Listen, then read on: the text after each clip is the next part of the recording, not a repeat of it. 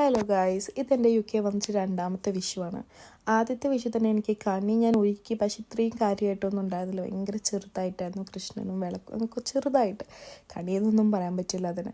അപ്പോൾ ഈ വിഷു എനിക്ക് നാട്ടിലത്തെ ഒരു ഫീല് കൊണ്ടുവരണം എന്ന് എൻ്റെ മൈൻഡിലുണ്ടായിരുന്നു. അതുകൊണ്ട് തന്നെ ഞാൻ രാവിലെ എണീച്ച് കുളിച്ച് റെഡിയായി.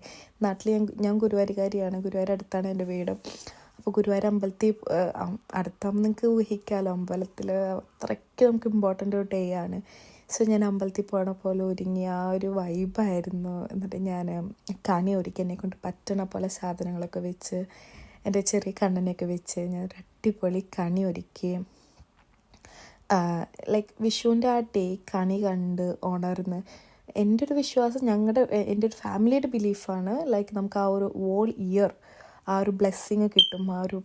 ആ ഒരു എന്താ പറയുക, ഹാപ്പിനെസ്സും കാര്യങ്ങളൊക്കെ വിഷു ഡേ അങ്ങനെയാണ് ഞങ്ങൾ കൺസിഡർ ചെയ്യണേ.